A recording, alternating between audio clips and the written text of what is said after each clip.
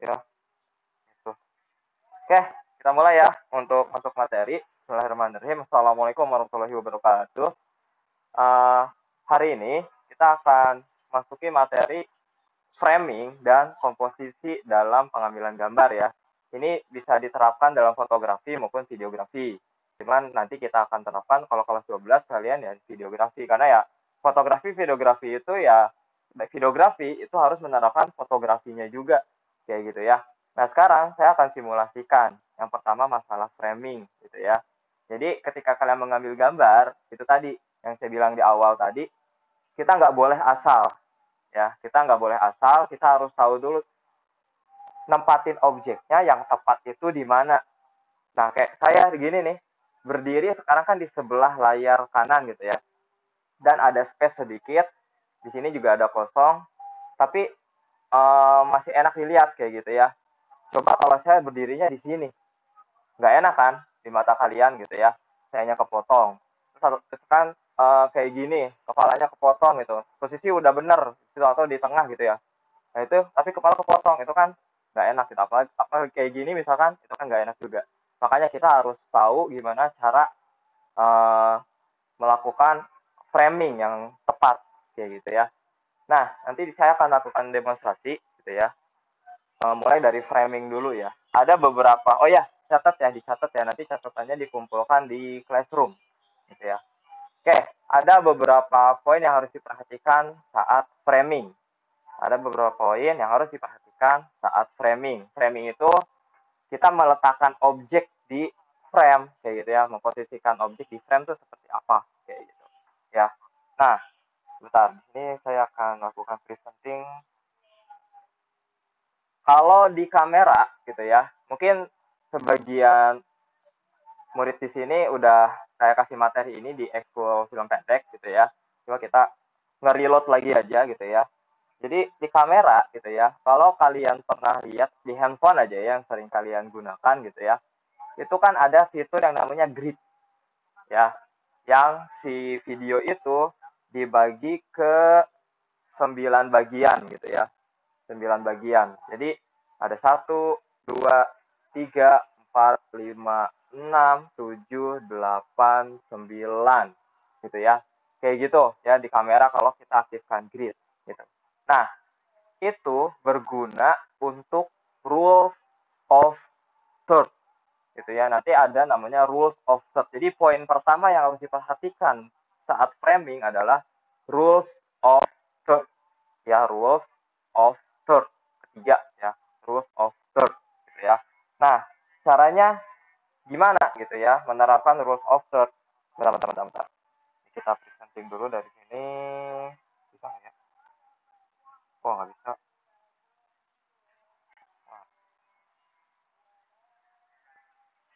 Nggak bisa dari sini presentingnya ternyata ya. Jadi kalau kalian aktifkan kamera gitu ya, itu kan nanti ada fitur grid tuh, yang garis-garis ya. Yang garis-garis ada, nanti ada kotak 9 kotak tuh, 1 2 3 4 5 6 7 8 9. Nah, itu kan ada garis temu tuh. Di sini satu, terus ada titik satu, dua gitu ya. Terus di sini juga ada satu gitu kan, thread, terus ada satu di bawahnya dua kayak gitu. Nah, pada saat kita framing, letakkan objek-objek di titik-titik itu kayak gitu ya. Tapi kalau ini saya full full badan kayak gini, berarti saya diletakkan di garis ini gitu. Atau bisa juga di sini gitu ya. Gitu. Pokoknya kalau kalian aktifkan grid, letakkan di garis itu. Terus di titik-titiknya ya, di titik-titiknya, titik temunya itu gitu ya. Kan ada 9 tuh, satu. Nah, di sini kan ada titik temu. Kebayang nggak semuanya sampai sini? Karena saya nggak bisa presenting dari sini ternyata. Kebayang nggak? Kebayang ya? Yang lain ada yang nggak kebayang? Yang lain? Kalau ada yang nggak, Pak belum kebayang, ajukan tangan aja atau open mic. Ya, 1, 2, 3. Oke, berarti aman ya, kebayang semua ya. Jadi kalau kata fitur aktifkan fitur grid itu nanti ada 9 kotak. Nah, ada titik temu 1, 2, 3, 4. Nah, kita letakkan objek itu di perbatasan itu. Kayak gitu. Kalau objeknya kecil, kalian bisa misalkan misalkan risol ini gitu ya. Kita mau nempatin si risol ini di frame. Nah, kalau objeknya kecil kayak gini kita bisa letakkan di sini, di sini, di sini, atau di sini. Pokoknya di titik temunya itu gitu ya. Itu kalian akan bisa praktekkan itu ketika mengambil landscape, misalkan ya ada objek kecil, terus diambilnya, diletakkannya di titik itu, kayak gitu. Itu rules of third gitu ya. Jadi kalau objeknya kayak gini, kalian letakkan juga di yang sama garis yang perbatasan tadi gitu ya. Satu boleh di sini atau di sini. Itu intinya nggak boleh uh, nanggung. Boleh di tengah seperti ini, tapi simetris ya, kiri kanannya sama gitu, nggak boleh nanggung kayak gini. Ini nggak boleh ke kiri kurang, ke kanan kelebihan dikit gitu ya, ke tengah agak geser gitu ya, itu jangan kayak gitu ya. Jadi letakkan tepat di si garisnya. Kalau kalian sudah terbiasa, itu tanpa garis pun udah bayang, oh kira-kira di sini feel-nya udah dapet kayak gitu ya. Seperti itu untuk rules of third. Jadi rules of third itu gimana caranya kita menempatkan objek di garis bantu itu tadi, grid ya, yang dibagi ke 1, 2, 3, 4, 5, 6, 7, 8, 9 bagian dalam satu frame kayak gitu.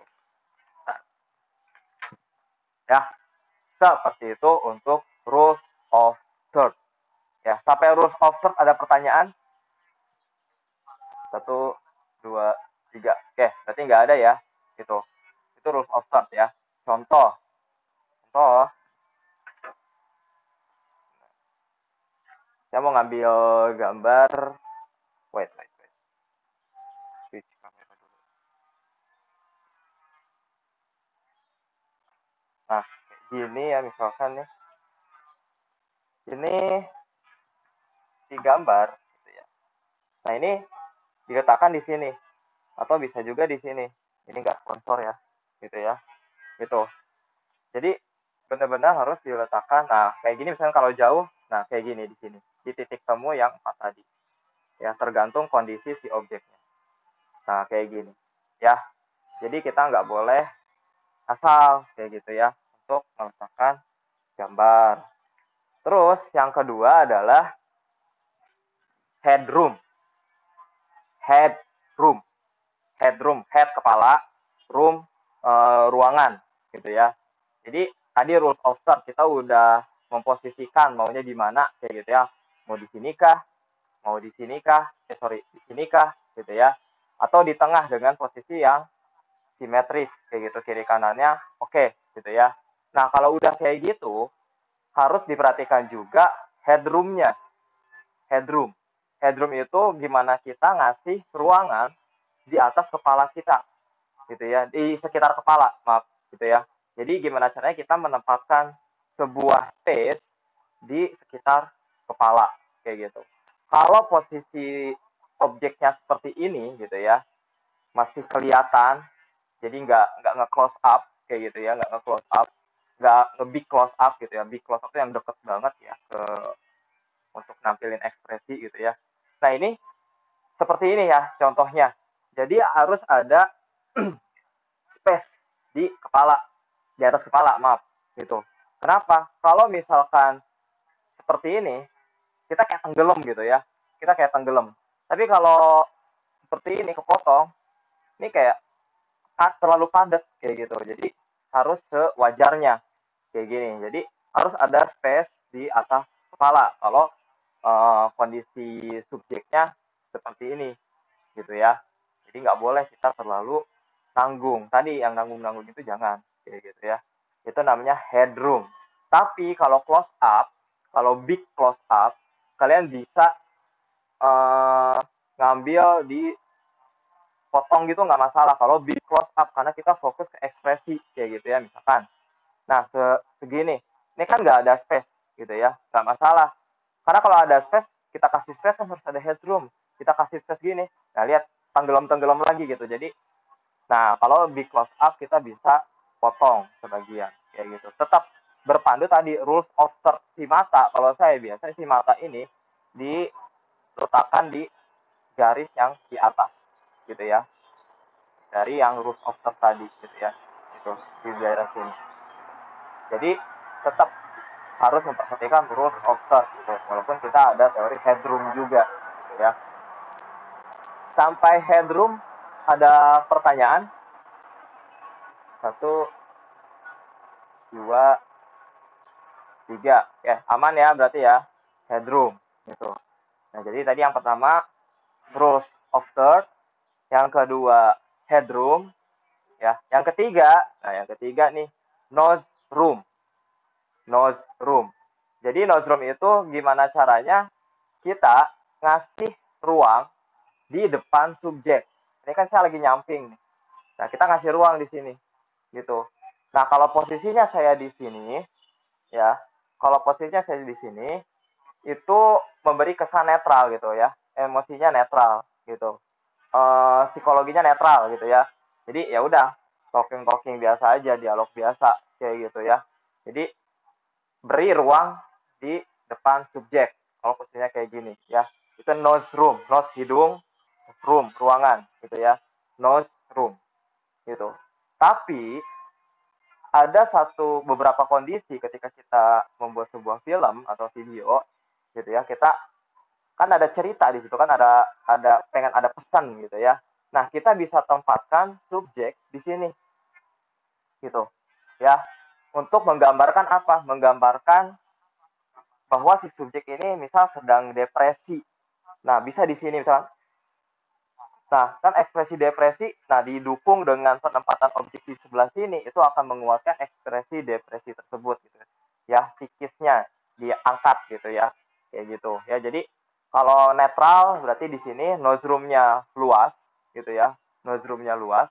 Tapi kalau ingin memberi kesan depresi, stres gitu ya, atau terintimidasi gitu ya, gitu, itu bisa di sini gitu ya. Misalkan ketakutan atau apa gitu ya, itu bisa di sini kayak gitu ya.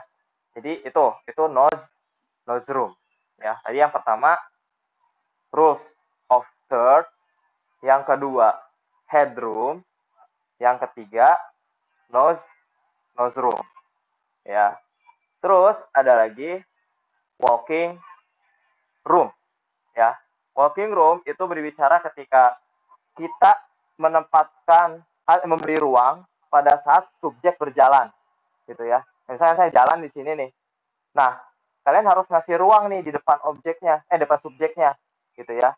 Jadi saya jalan gitu kan. Gitu. Nah, sorry. Nah, ini ya. Nah, di sini jalan gitu kan. Kamera harus ngikutin gitu. Jadi harus tetap ada ruang di depan si subjek kayak gitu. Jadi, nah di sini harus ada ruang gitu. Jangan kita jalan ke sini.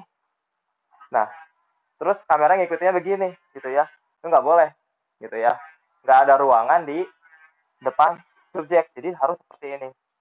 Jadi nge-follow gitu ya, seret gitu, ngikutin, posisiin si orangnya itu, si modelnya itu di sebelah sini, harus ada ruang kayak gitu ya.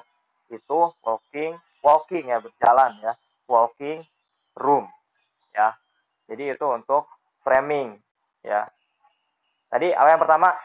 Rules of third, headroom, nose room, walking room, ya. Nah, yang terakhir ini depth of field. Depth, kedalaman ya. Depth, D-E-P-T-H, of field, F-I-E-L-D. Depth of field. Atau bahasa Indonesianya kedalaman, gitu ya. Kedalaman dari di dalam frame-nya itu, gitu ya.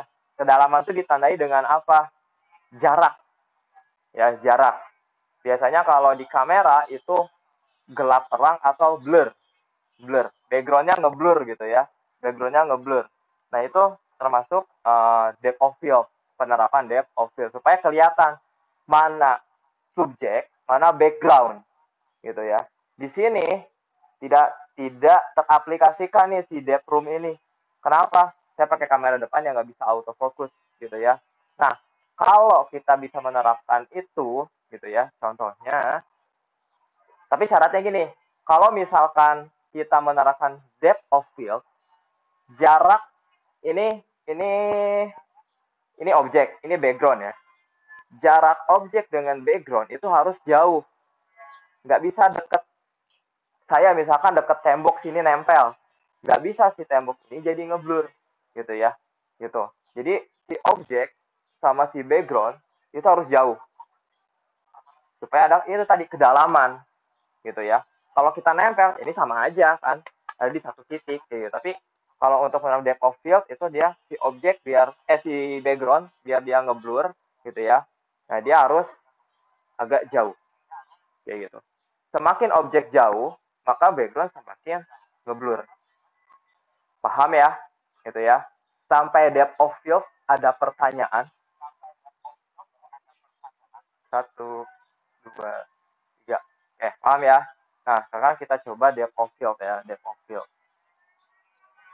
Semoga kelihatan ya di sini.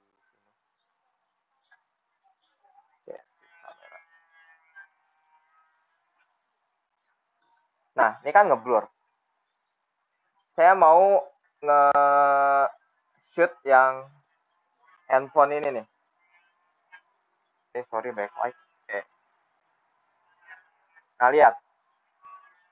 Lihat, nah. Fokus, uy. Gini deh. Lihat. Si handphonenya jelas. Tapi backgroundnya ngeblur.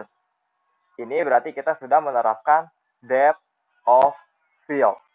Atau kedalaman dari video atau fotonya. Ada jarak. Kita bisa lihat, oh itu jauh backgroundnya. Itu kedalaman. Gitu ya. Atau kita fokusnya ke belakang. Yang ngeblur foreground-nya. Kalau kayak gini yang ngeblur background. Kalau kayak gini yang ngeblur foreground. Foreground itu bagian depan. Ya. Ini juga bekerja gitu ya. Makanya kalau ada video tuh kadang ada kayak bayangan-bayangan gitu ya. Sengaja deketin daun supaya ada daunnya ke lensa. Makanya si lensa. Misalkan kayak gini nih. Nah itu tuh yang ngeblur itu foreground. Itu sengaja dideketin ke lensa supaya kelihatan ada kedalaman gitu ya. Jadi ada efek-efek vignette-vignetan gitulah gitu ya. Gitu. Padahal ini jari saya tuh. Ya, gitu tuh. Ini memberi efek foreground di video. Seperti itu ya. Jadi ini depth of field ya. Gitu. Jadi jarak objek dengan background harus jauh. Gimana kalau jarak backgroundnya dekat? Lihat, dia nggak kerasa gitu ya. Dia nggak kerasa. Makanya harus ada jarak antara subjek dengan si background. Semakin objeknya jauh, maka semakin objeknya jauh dengan background, maka si background akan semakin ngeblur. Seperti itu. Ya, itu untuk framing. Ya, untuk framing. Itu. Sampai framing. Ada pertanyaan nggak? Sampai framing, ada pertanyaan? Jadi tadi ada 5 ya untuk framing. Yang pertama rules of third, yang kedua headroom, yang ketiga closed room, walking room, sama kedalaman, depth of field. Seperti itu. Oke. Coba Faris. Ada suaranya Faris?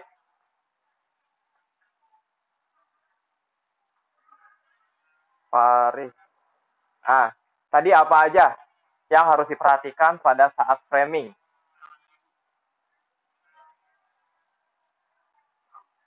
Apa aja? Faris Rizky, nyatet gak? Faris?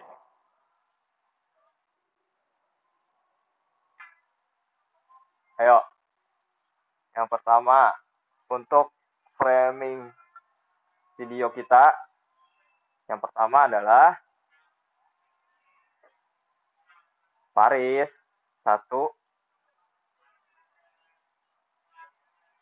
Nyatet gak nih Faris nih? Bintang. Apa aja, Tang? Framing. Tadi ada 5. Coba sebutin. Hmm. Hmm. Hmm. Deep field. Deep of field. Ya, oke, okay, good. Coba saya ngetes lagi. Nyatet ke Nurza. Nurza, on mic Nurza. Nurza ada nggak? 1,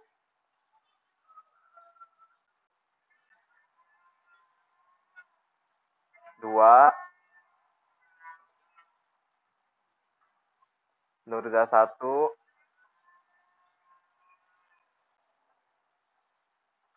Ini nggak ada saya kick ya.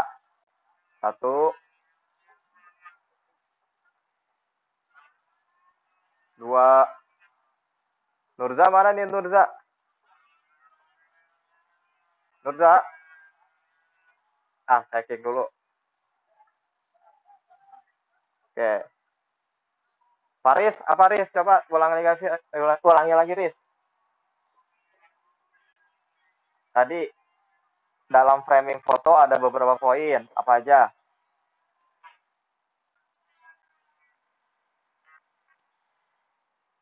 Pecah-pecah. Yang lain gimana? Jelas gak yang lain? Jelas, Riz. Oh, belas. Koneksi di Faris. Coba Faris sebutin aja, Riz. Yang harus diperhatikan pada saat framing. Ayo, tadi udah disebutin sama Bintang.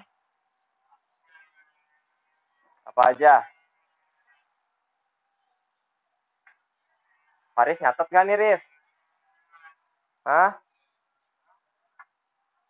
Coba, Ray. Sebutin Ray. Pada saat framing. Faris catat, Riz. Coba, apa aja, Ray?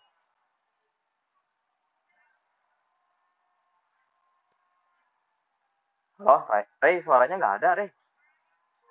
Open mic tapi suaranya nggak ada. Ray, nggak ada, Ray. Suara kamu nggak ada. Wah, kenapa nih, Ray? Nggak ada. Tes, halo. Ayo, ada masalah apa tuh? Di sound device-nya kali. Entah mic atau headset atau apa. Nggak masuk. Halo. Kamu open, tutup, open. Nggak masuk. Kayaknya ada masalah. Tapi denger ya, nggak apa-apa deh. Yang penting masuk dari suara saya. Hani.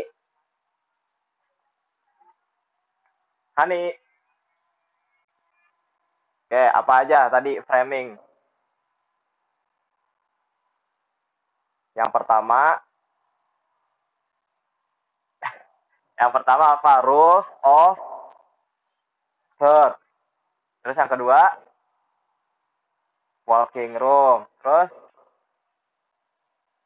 kepala. Tadi head apa? Ruangan. Headroom. Terus apa lagi? Hidung. Nih, jarak di depan. Nose room. Apa lagi? Nggak nyatet kamu mah tuh. Catat. Faris ketawa lagi. Faris belum jawab. Coba Faris sekarang jawab. Tadi udah disebutin berapa kali tuh? Yang pertama. Coba yang pertama apa? Yang kamu udah catat apa aja coba? Terus? Headroom. Terus? Apa? Suara kamu ya putus-putus, Riz. Coba apa, Riz? Nose room. Terus apa lagi?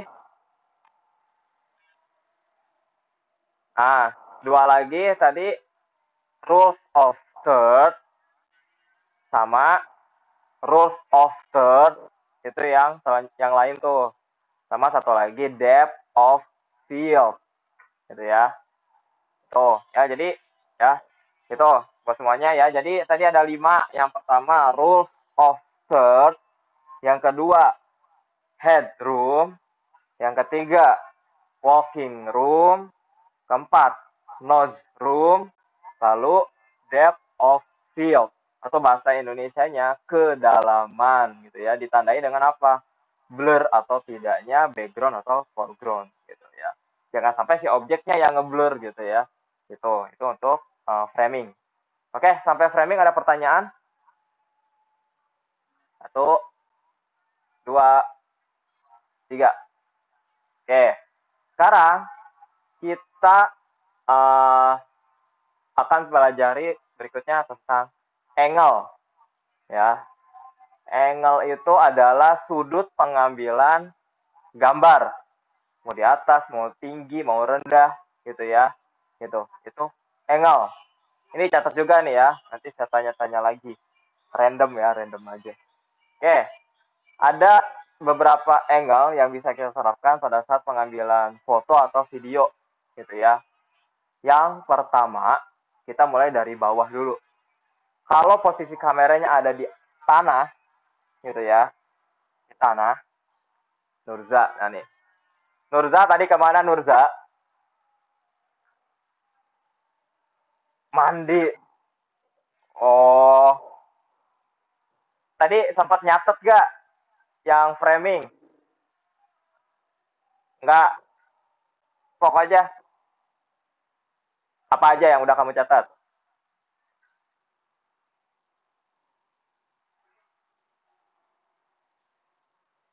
Belum dicatat?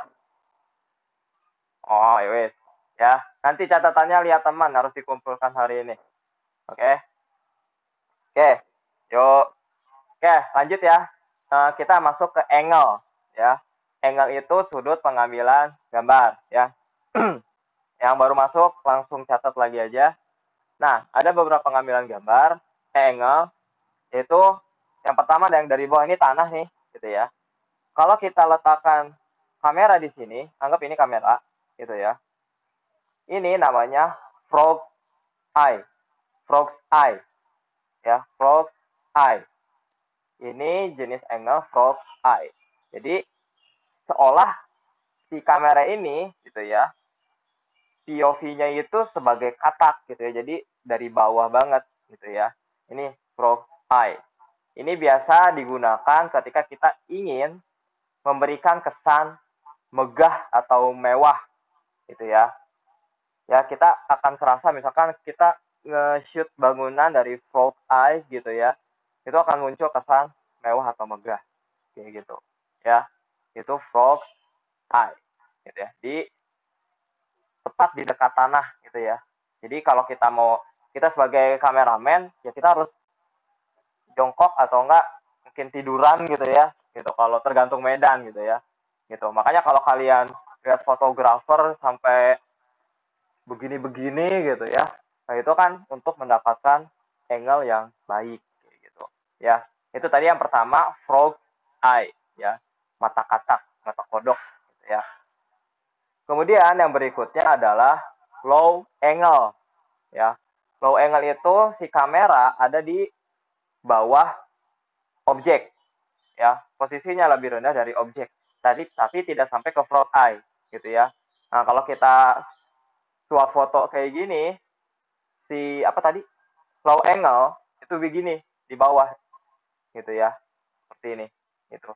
Ini biasanya untuk memberikan kesan seperti angkuh atau besar kayak gitu ya, gitu. Kalau kalian lihat sinetron itu kelihatan gitu ya, dia ngambil dari bawah supaya si objek itu kayak raksasa kayak gitu ya, gitu. Atau di film yang lain untuk memberikan bahwa si pemeran itu adalah seorang yang tangguh, punya power gitu ya. Itu ngambilnya bisa dari low angle gitu ya, low angle ya.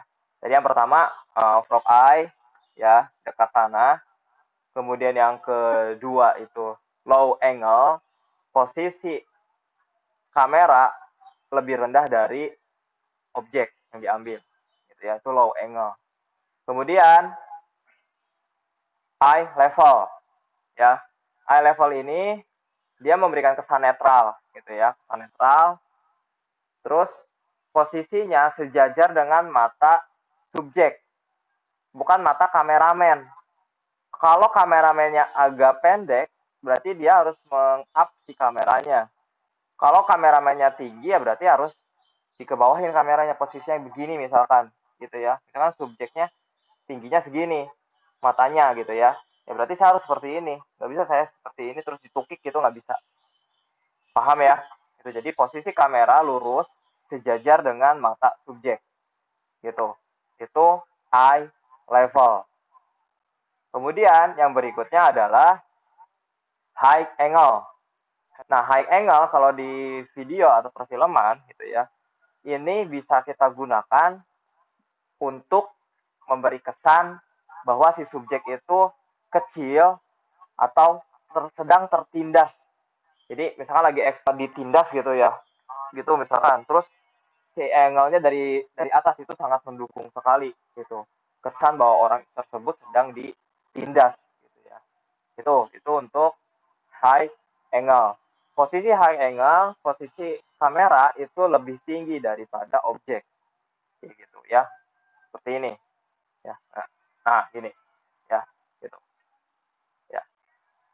Jadi kalau misalkan tadi kita eye level tapi kita malah sejajar sama kameramen terus objeknya di bawah, itu jadinya high angle karena si objeknya tuh di bawah kayak gitu ya. Gitu ya.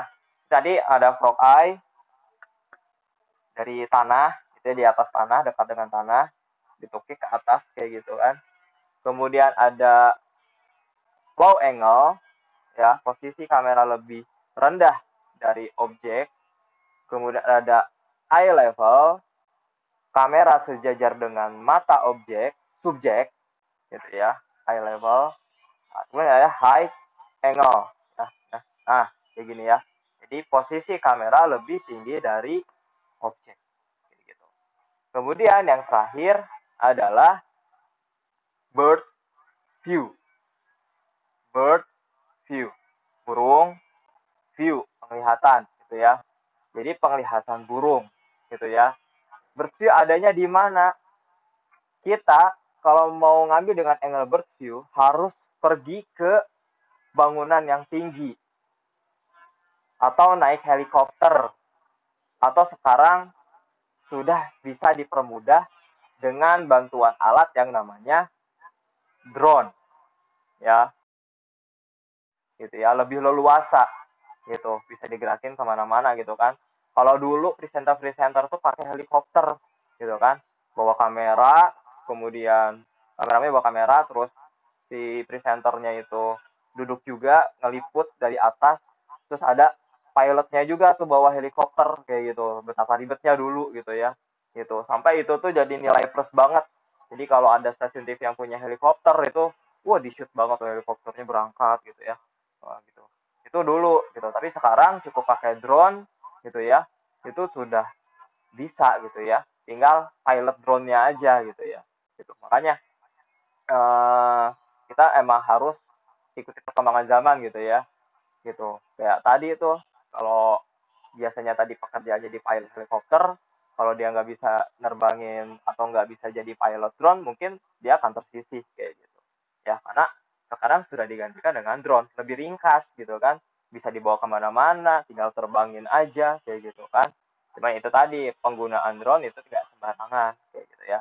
Jadi kita harus benar-benar latihan dulu, trial and error dulu gitu ya, dapetin feel-nya, pahami alatnya gitu ya. Gitu. Yang bisa drone aja itu harus mempelajari dulu si device-nya ini kayak gimana kayak gitu. Ya, apalagi kita yang mungkin kalau saya udah pernah dan masih masih takut kalau nerbangin drone di sekitaran gedung kayak gitu ya. Ya karena bukan profesi saya gitu ya, tidak dibiasakan. Tapi mungkin kalau dibiasakan ya fine-fine aja gitu ya. Kalau saya masih parno gitu ya, kalau nerbangin drone di sekitarnya masih ada bangunan-bangunan. Takutnya jebrak, nabrak gitu kan. Lumayan gitu ya. Itu ya. Itu untuk angle ya. Itu. Ini siapa? Iqbal. Iqbal baru datang, Iqbal. Mau selesai bal ini beneran deh. Gak apa-apa ya. Ya udah, oke, sip ya. Nanti kamu lihat catatan, gitu ya, catatan teman kamu, ya, dan catatannya dikumpulin ya nanti di classroom. Oke? Sip, ya. Ya, tadi itu sampai angle ya. Jadi angle tadi ada 5, eh 5 ya. Frog eye, terus low angle, medium atau eye level, terus high angle ada di atas, sama bird view. Kalau bird view contohnya kayak gini, karena kita punya bangunan yang tinggi. Nah, ini bird view gitu ya. Seperti ini gitu ya. Tapi kalau kita punya drone ya udah tinggal terbangin drone aja kayak gitu ya. Nah ini tapi kalau kita punya bangunan yang tinggi, kita sudah bisa ngambil bird view dari sini. Cuma apa, kalau nggak punya drone kita nggak bisa nyebrang. Mau ngambil dari sana tuh, dari seberang sana, ya kita harus pindah dulu ke sana gitu kan, gitu. Ya jadi mungkin itu ya kalau kita nggak pakai drone, gitu ya. Tuh ya lapangan. Kapan nih upacara lagi nih? Ya ini bersih nih. Oke, oke. Kita switch lagi kameranya. Ya jadi itu untuk angle dan apa tadi namanya, framing, gitu ya. Sampai framing, framing ya, sampai framing dan angle kamera, ada pertanyaan nggak? Satu, dua, tiga.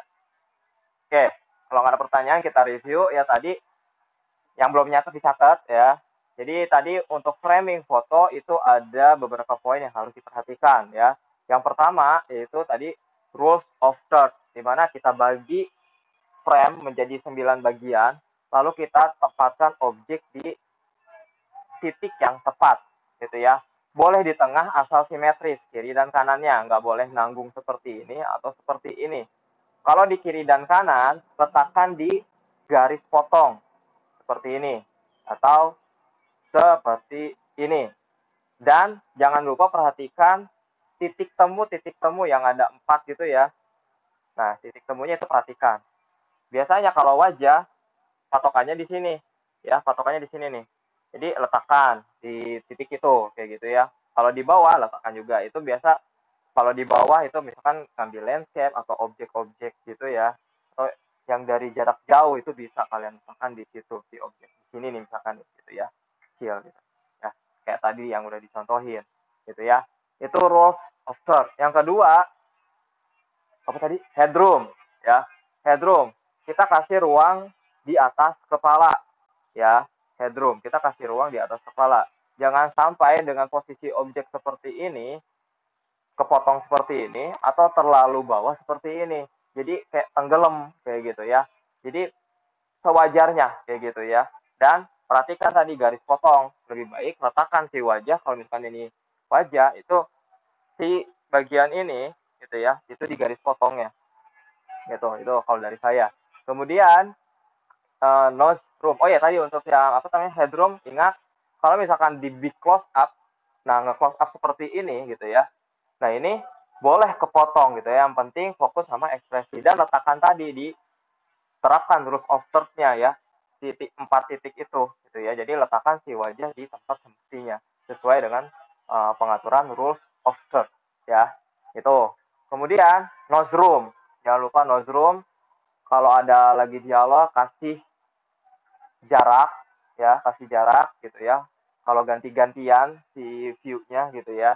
Dan kalau misalkan kita ingin memberi kesan bahwa si subjek itu sedang tertindas gitu ya, atau sedang depresi, stres, kita bisa letakkan objek di sini dengan ekspresi yang stres atau tertekan kayak gitu ya, di sini gitu ya. Itu nose room. Kemudian walking room ya, kalau jalan kasih ruang di depan si subjek. Jangan mepet seperti ini atau balapan sama subjeknya kayak gitu ya. Gitu. Jadi ketika jalan ya seperti ini gitu. Ya, ada jarak di depannya, itu walking room. Kemudian yang terakhir apa? Depth of field, itu kedalaman. Jadi ini saya ulas karena ada yang baru masuk. Jadi ketika backgroundnya jauh, ini harus kelihatan, ditandai dengan ngeblurnya background atau foreground biasanya, gitu ya. Nah, kan kayak gini misalkan nih. Nah, ya, nah itu tuh. Ya, dia di sininya jelas, ke belakangnya ngeblur, kayak gitu. Ya, tuh. Seperti itu untuk apa namanya? Tadi framing, gitu ya. Untuk framing. Terus tadi ada angle foto. Coba angle foto saya mau nanya lagi nih. Siapa ya? Sukma. Sukma, halo, halo. Angle foto ada berapa, Mak? Ada 5, apa aja? Terus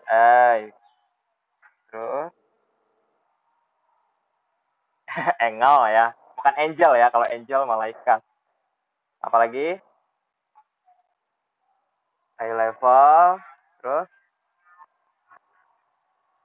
high angle. Terus bird view. Oke, good ya. Itu tadi 5 angle. Oke, bagus. Berarti nyatet semua. Terus siapa nih?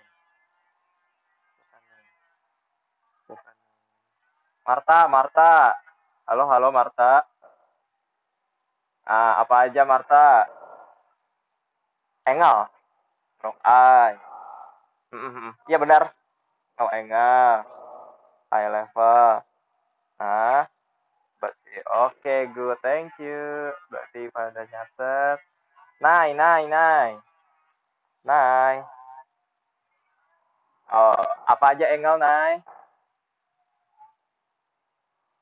Rock eye, high angle,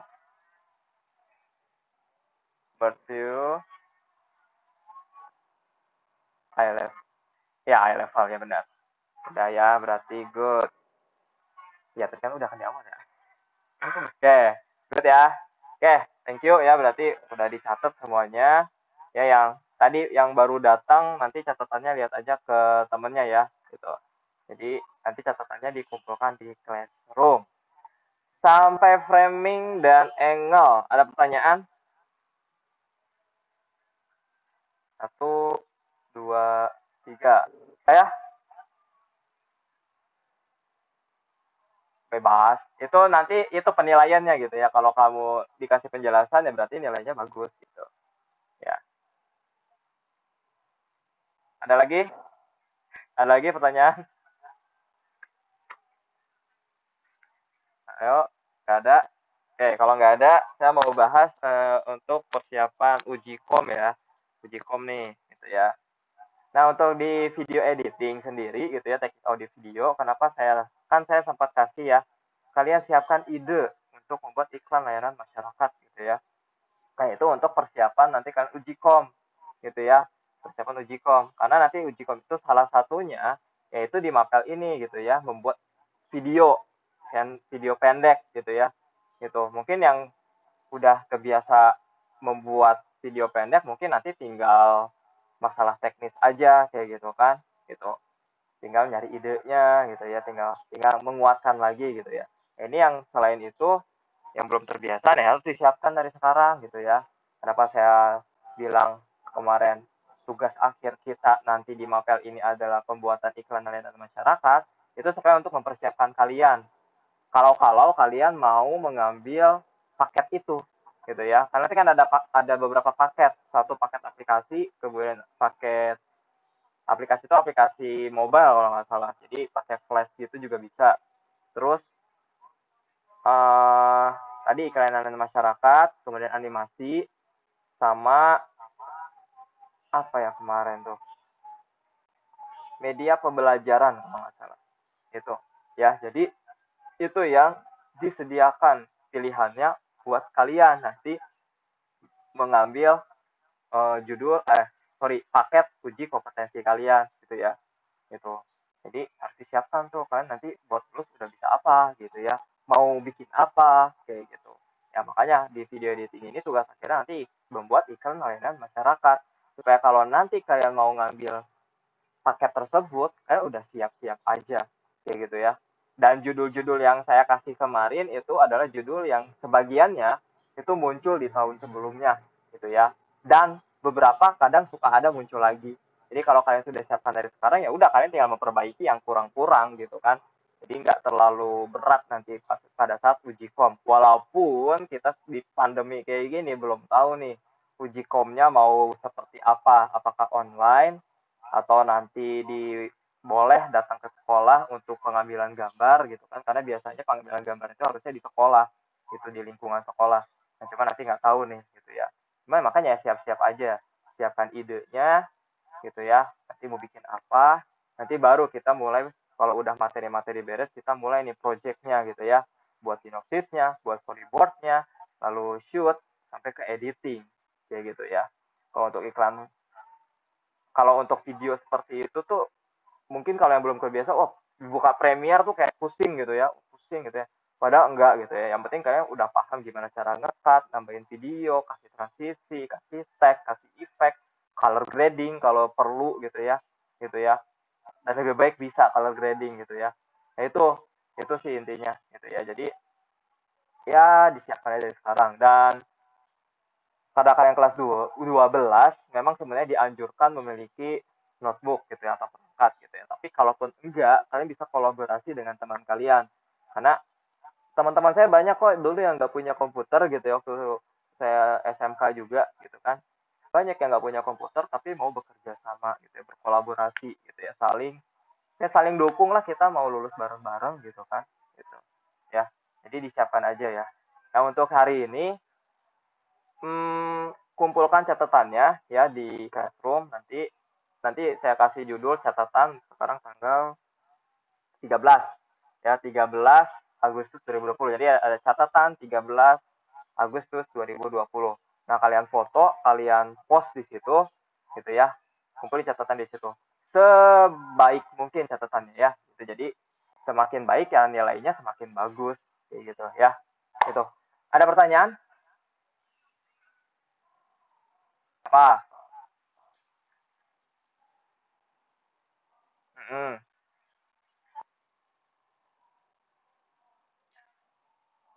Hmm. Presentasi biasanya ada, tergantung permintaan dari perusahaan. Kan nanti yang nilai dari orang luar nih, gitu kan. Nah, kalau orangnya itu minta presentasi, nanti dipresentasiin tuh. Jadi, ini cerita tentang apa sih, gitu ya. Kenapa angle-nya pakai angle ini, kayak gitu. Secara teknis maupun makna yang tersirat, kayak gitu. Udah dikasih tahu, udah dikasih tahu. Gitu. Oh iya, satu lagi tuh pakai desain ya, desain. Jadi bikin poster gitu, udah dibingkai gitu. Itu untuk yang desain. Jadi ke semua paketnya itu tergantung nanti pengujinya, tapi biasanya minta presentasi. Jadi anak-anak udah nyiapin nih dari jauh hari, seminggu 2 minggu gitu ya. Syukur-syukur udah disiapkan dari 1 bulan sebelumnya gitu kan, udah nyiapin bahan. Nanti ngeditnya itu 1 hari gitu. 1 hari 8 jam kalau nggak salah ya. Seingat saya itu 8 jam. Itu harus sudah beres. Sejauh ini 8 jam sih sama saya ngajar di SMK. Oke, ya. Jadi kan harus siap tuh, iya benar ya. Public speakingnya itu harus sudah benar-benar lancar, karena yang nanti nilai itu dari dunia usaha, dunia industri, ya. Karena kita nih, saya sebagai guru produktifnya dan teman-teman guru lain yang sebagai guru produktifnya itu hanya mengawasi gitu pada saat uji kom itu, gitu ya. Nanti yang melakukan penilaian adalah pihak perusahaan gitu ya. Jadi kompeten atau enggak gitu loh. Karena kalau industri itu lihatnya bukan nilai tapi kompeten atau tidak, bisa atau enggak nih menyelesaikan proyeknya kayak gitu. Kalau nggak bisa tidak kompeten, udah gitu. Gitu. Makanya disiapkan dari sekarang gitu ya. Jadi disiapkan idenya, terus kalau udah bisa bikin sinopsis, bikin sinopsisnya. Saya minta sinopsisnya ya untuk hari ini ya, itu sinopsisnya aja. Jadi mereka saya udah minta tuh kalian coba cari ide gitu ya untuk tugas akhir di video pendek ini gitu ya. Durasinya 1 menit aja maksimal gitu ya, maksimal 1 menit, minimalnya 30 detik gitu ya, minimal 30, maksimal 1 menit gitu. Ya jadi disiapkan idenya gitu ya. Nah, selain yang catatan tadi, saya minta sudah ada sinopsis ya, sinopsis buat project kalian gitu ya. Itu untuk video pendek ini. Nah, itu kalian nanti harus sudah pikirkan juga nih ke depannya. Ini kan kita pandemi gitu ya. Mau ngangkat cerita apa nih dari yang judul-judul yang saya tawarkan kemarin, temanya gitu ya, bukan judul, tema yang saya tawarkan kemarin. Nah, kalian mau buat apa, kemudian dengan cara apa, syutingnya kapan dan di mana, itu harus dipikirkan juga ya, karena kan kita lagi pandemi, kita nggak bisa bebas gitu ya, gitu. Kita mau ikut lomba aja kita rada kagok, kan ngeri juga ya, kita keluar gitu kan, keluar jauh apalagi gitu kemarin tuh kan, ya tempatnya ke museum misalkan, perjalanan ke museumnya itu yang kita nggak tahu gitu kan, jadi kita agak agak was-was juga gitu kan, karena yang nggak kelihatan ini OTG bukan OTG flash sih ya, OTG orang tanpa gejala gitu kan, itu yang kita belum tahu ada di mana gitu kan, bahkan saya sendiri aja belum tentu gini bersih gitu kan, tapi semoga aja kita semua sehat lah ya gitu. Itu ya, jadi diperhatikan ke arah situ juga, karena jangan sampai kita nanti bikin tugas tahu-tahu berkumpul gitu ya, itu jangan sampai kayak gitu. Pak, tugasnya nanti per kelompok atau individu? Tugasnya individu, tapi bisa dikerjakan secara kelompok. Untuk uji kom juga nanti gitu. Jadi tugasnya individu, tapi kalian bisa bekerja secara berkelompok. Jadi kalian misalkan buat satu tim atau kenapa? Kenapa? Nah, iya benar. Benar, saling bantu, tukar-tukaran model gitu ya. Kalau bisa sih ikhlas, gak usah perhitungan gitu. Misalkan kalau dulu saya ada yang perhitungan gitu ya, misalkan mau nggak bantuin gitu kan, nanti saya bantuin kamu juga gitu kan, nah itu boleh gitu ya. Ada juga yang dimintai tolong ya udah ikut-ikut aja gitu, itu lebih bagus lagi gitu kan, saling bantu yang penting. Tapi tugas sendiri jangan terabaikan gitu ya, karena saking asiknya bantuin temen gitu ya, terus tugas sendiri terabaikan, itu jangan sampai juga, jangan sampai jadi alasan kan ngebantuin ini jadi kambing hitam tuh temennya, ya nggak bisa disalahin juga, kamu kenapa mau aja mengorbankan tugas kamu gitu kan. Harusnya bukan mau aja, harusnya diatur schedule-nya gitu ya. Itu harus ada, makanya harus ada manajemen. Makanya kalau waktu kita bikin film pendek kan saya suka menempatkan asisten produser gitu kan, manajer produksi ya, itu sebenarnya fungsinya untuk itu ngatur jadwal gitu ya, kayak masalah lokasi, tempat gitu ya, properti apa yang disiapkan itu gitu ya, itu harus disiapkan gitu ya, jadi harus digambar. Nah itu tadi ya, saling bantu ya. Jadi untuk tugas ini juga maupun nanti uji kom itu sama, kalau proyeknya sama nih, sama-sama film pendek misalkan, video pendek, nah kita bisa seperti itu gitu ya. Jadi tukar-tukaran job gitu ya, untuk shootnya ya. Jadi si yang ngambil kamera tetap kamu gitu, tetap yang ngendaliin tetap kamu gitu ya, yang ngedirect tetap kamu gitu. Tapi nanti yang ngedit pas di lapangan itu bareng-bareng kayak gitu. Yang jadi model A siapa, model B siapa, peran B, peran C, peran D kayak gitu. Gitu. Kemudian yang editing, nah editing juga harus kamu kayak gitu. Ya. Ada lagi pertanyaan? 1, 2, 3. Oke, berarti untuk tugas paham ya maksudnya ya. Kita kerjakan secara bertahap, mulai dari sinopsis, kemudian storyboard, gitu kan. Membutuhkan kru, ya. Kenapa? Sinopsis, kalau kamu beli film, DVD film, yang di belakang tuh ada tulisan cerita, cerita singkatnya, gambaran ceritanya, gitu. Ya, itu sinopsis tuh, gitu. Paham nggak? Nah, ya, jadi cerita singkat ini cerita tentang apa sih? Tapi jangan diceritain semua gitu ya. Buat trigger aja gitu, supaya orang, wah, apa nih ceritanya gitu kan. Nonton gitu ya, gitu. Jadi sinopsis hanya sebagai trigger aja kayak gitu. Ya, gambaran kasar ini cerita tentang apa sih gitu. Ya, jadi sinopsis, storyboard, kemudian pembuatan kru gitu ya, kalau bisa kru sih dari awal gitu ya. Terus baru ke produksi gitu ya. Produksi kalian ngambil gambar. Nah, karena ini tugasnya kita di tengah pandemi gitu ya. Itu tadi saya bilang perhatiin prosedurnya. Kalian harus pikirkan juga nanti bisa nggak ya nih diambil kayak gitu. Jadi jangan sampai kalian berkumpul ya berkumpul apalagi tanpa protokol kesehatan gitu ya. Ya 5 orang tapi dengan jaga jarak lah nggak apa-apa kayak gitu ya. Pokoknya iklan layanan masyarakat yang menyampaikan tadi pilihan temanya yang sudah saya sampaikan, pernah sampaikan di grup ya, kayak gitu. Itu pilih salah satu aja, kemudian tentukan judulnya, gitu ya. Yang saya kasih itu tema, bukan judul, ya. Tema, jadi kalian judul explore. Kalian boleh menyampaikan apa aja, asalkan sesuai dengan tema. Dan hindari sara, hindari yang bersifat provokatif, kayak gitu ya. Jadi tetap jaga attitude, jaga etika di dalam video kalian, gitu ya. Kalau mau mengkritik sesuatu, itu lakukan dengan santun, tetap gitu ya. Tidak ada bahasa kasar dan lain-lain. Kalau misalkan di actingnya kalian dialog antar pelajar, misalkan ada dialog pengen ada ini nih sosok kayak berandalan, misalkan mau pakai bahasa gue lu yang nggak masalah. Cuman kata kasar hindari, gitu ya kata kasar ya kayak yang disensor-sensor lah pokoknya dihindari